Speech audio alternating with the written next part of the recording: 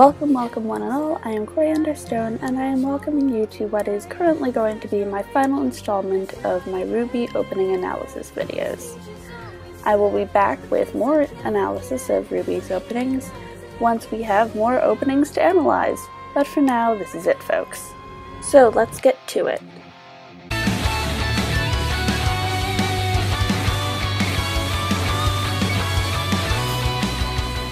Now I know that when I first started doing these videos, I said the first opening, This Will Be the Day, had the least amount of analytical content.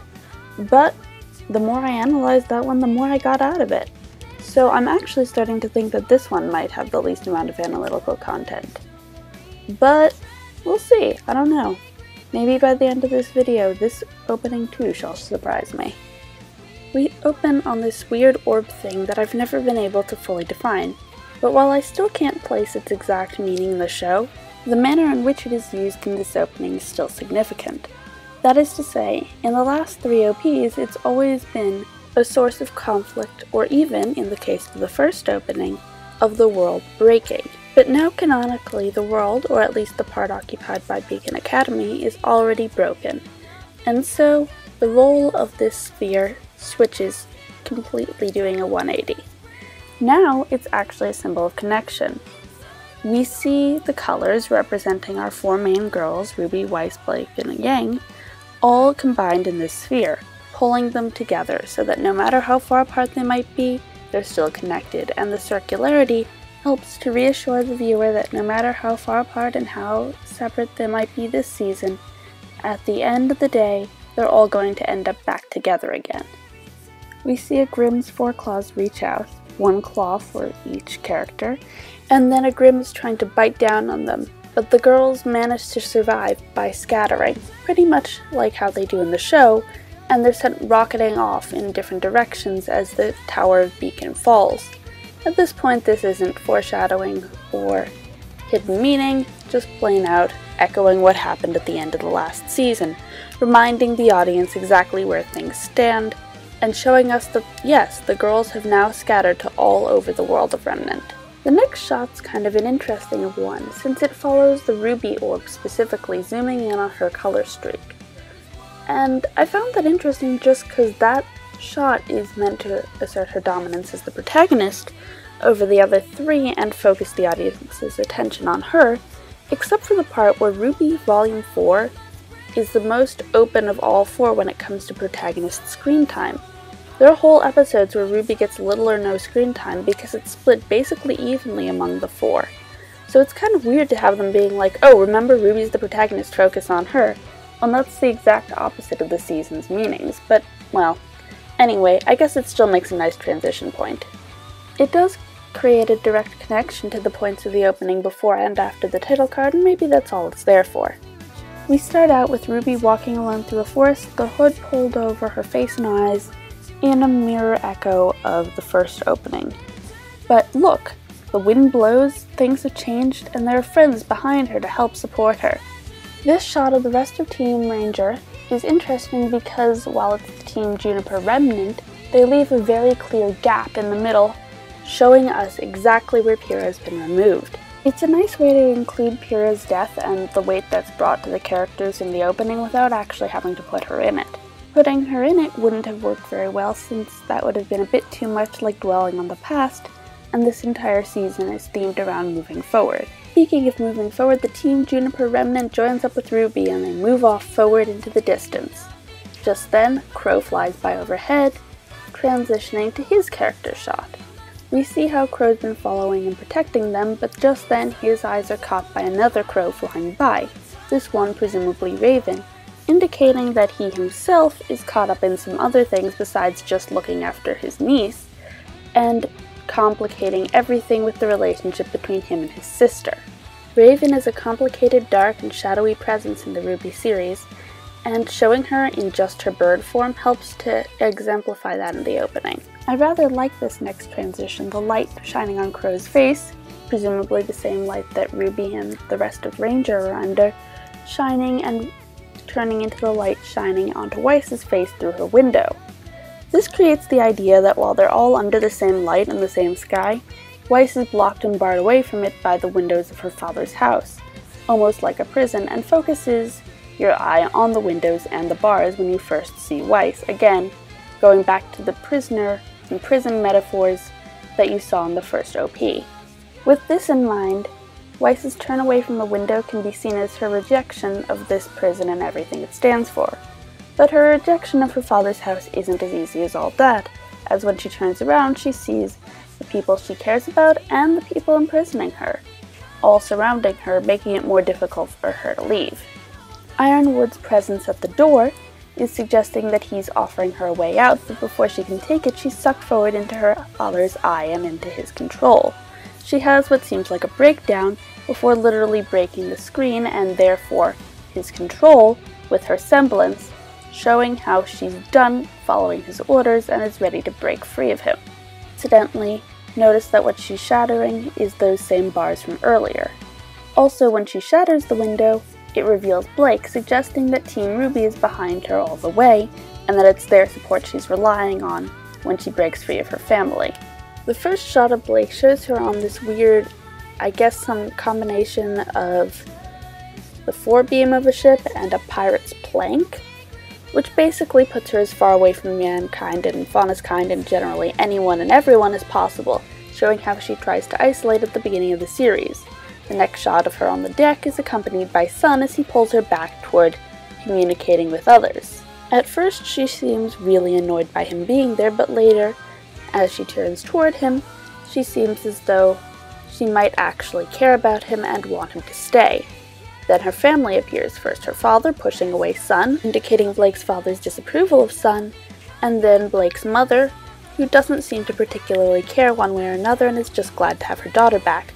But despite their good intentions, Blake doesn't seem like she's yet at a place where she can focus on her family. Her eyes turn sideways, tracking the shot around to see Yang, indicating a direct connection between them and that Blake's thoughts are still bent on the friend who she led into such danger and whose arm was lost, as far as Blake sees it, because of her. Incidentally, I've gotta say, if this opening did one thing right, it's its transitions. Every one of them has so much meaning, and I really appreciate that. Yang's shown sparring with her father, but as the camera spins around, we see that she's actually sparring against herself. The version of herself who's younger, more carefree, and more importantly, has both arms. This is Yang's battle to cope with what happened to her, and the loss of her arm, and everything she went through. This is my favorite part of the opening because it does a great job of visually representing PTSD. First, Yang sees her younger, physically whole self, and then she's thrust backward into her nightmares about Adam, representing exactly how much she's struggling with the psychological aspects of everything she went through as well as the physical ones. That's one of my favorite things about Volume 4, the psychological ramifications of everything the characters went through, and the way they struggle with their combined PTSD after witnessing the fall of Beacon and the death of one of their friends. And this just visually represents it so perfectly that I'm really impressed. Anyway, we then move into what I think is the weakest part of the OP, which is the whole bit where these two minions of Adam, I don't remember their names, show up and basically declare that they're minions of Adam, which is annoying because in the show they pass themselves off at first as good White Fang members who don't like the splinter group that Adam's leading, and it really frustrated me at the time that that wasn't at all a plot twist because the opening had already spoiled it. Then it's time for the new antagonist roll call. Well, new antagonists and Cinder, of course. At the end of which Salem's eyes narrow and the Grimm leap forward, clearly at her command. From there we move into our action montage, which has the distinction of being new as opposed to the recycled footage between volumes 3 and 2. The most significant part of RWBY's fight is that it occurs at the same time as the words "let's just live day by day," telling us that RWBY continuing the fight against Salem and her minions is RWBY's way of moving forward and dealing with everything she's gone through. During their fight scene, Adam cuts repeatedly through Blake, indicating that no matter how many times she thinks she's free of him or that she thinks she's moved forward with her life, she's still in fact trapped in the same sphere of thought in which he's still terrifying her. Telling us that while this season is about moving forward for RWBY, for Blake it's about being able to move past Adam and past their past together. In contrast, Weiss is erect and seems almost joyful, leaping and not particularly burdened by her father in the way she was earlier in the OP. Bars are still set into the windows, but Weiss isn't facing them anymore, and their reflection on the floor is broken by the appearance of Weiss's semblance, indicating that she's done with her father's imprisonment. And the opening backs that up with the lyrics, "The past can't hold us down, we will break free," all of which combines to tell us quite clearly that for Weiss, this season is about breaking free of her father's influence and moving forward on her own 2 feet. Yang isn't present in the fighting montage, a fact that's significant in and of itself because it indicates that for Yang, this season is going to be about recovery off the battlefield. A huge change for Yang, of all people, who out of the main 4 was always the quickest to pick a fight in the earlier seasons. On the word free, we transition to Ren and Nora, indicating that they are also linked into that lyric because this season will in fact be the one in which they break free of their own pasts. We get a combat scene with the Juniper Remnant, and then we transition to a nice little cutaway of the 4 members of Team Ranger.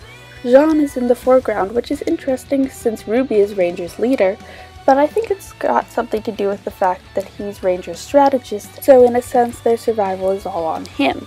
Additionally, the lyric at the time is "Time will mend our hearts," showing that this is also about Jean trying to cope with Pyrrha's death and come to terms with what happened, and that he is finding a way to keep going and move forward, with the help of his friends who are standing behind him. Our final transition belonged to Black Feathered Wings, although I'm not entirely sure if they belong to Raven or Crow. I think it's probably Crow since I have no idea why it would be Ravens, and I'm not entirely sure what it's meant to mean except perhaps going back to the way that Crow's been following after and looking after them.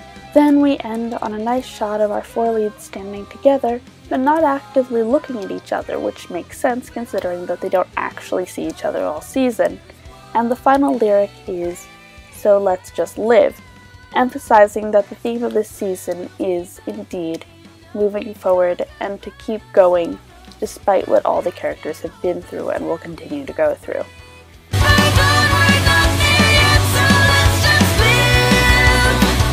So what do you think? Do you think this opening had less meaning than the first one? Which openings do you think had the most meaning, and why is it opening 2? I hope you've enjoyed me going through RWBY's OPs with a fine-tooth comb. I certainly have.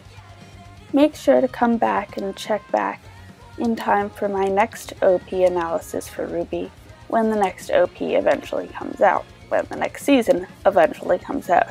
Is it October yet? Nope. Sigh. Well, in the meantime, if you need something to watch because RWBY Volume 5 hasn't aired yet, why not check out the rest of my channel? I have some more great videos planned. No RWBY related ones at the moment, but that could change at any time, and if you want to keep abreast of what I'm doing and find out if I am doing more RWBY videos, why not hit that subscribe button?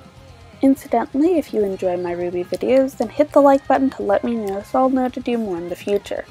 Also, please leave me a comment to let me know what you think and if you think I've missed anything, or have any alternate interpretations of the material. This is Coriander Stone, and I thank you for watching.